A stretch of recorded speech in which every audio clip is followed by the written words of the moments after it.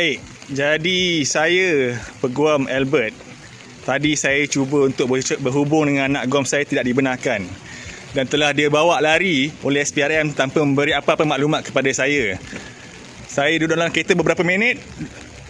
Albert telah dibawa balik semula ke rumah. Jadi nampak memang ni cubaan dari pihak SPRM untuk tidak bagi saya berjumpa dengan anak guam. Kenapa perangai macam ni? Kenapa tidak ada apa pegawai yang mengenalkan diri kepada saya, beritahu apa tujuan siasatan geledah dan tangkapan terhadap Albert dan menidakkan hak beliau untuk berjumpa dengan peguam? Mana pegawai yang nak bercakap? Siapa yang nak menjelaskan perkara ini kepada saya? Mana pegawai yang bertanggungjawab? Saya nak tahu siapa pegawai yang bertanggungjawab. Saya nak bercakap, nak bawa ke mana ni? Siapa pegawai? Tak ada seorang lagi yang dah identify nama dia kepada saya. Kenapa dah halang ni? Hello? Lawan, tetap lawan.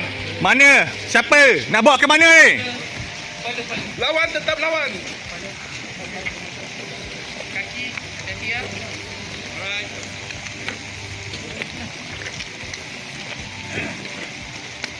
Kenapa tak bagi saya cakap dengan anak guam saya ni? Siapa ni? Mana?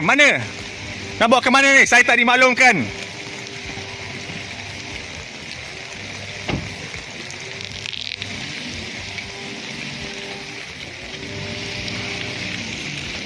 Hello, bawa ke mana? Mana bawa anak guam saya ni? Oi.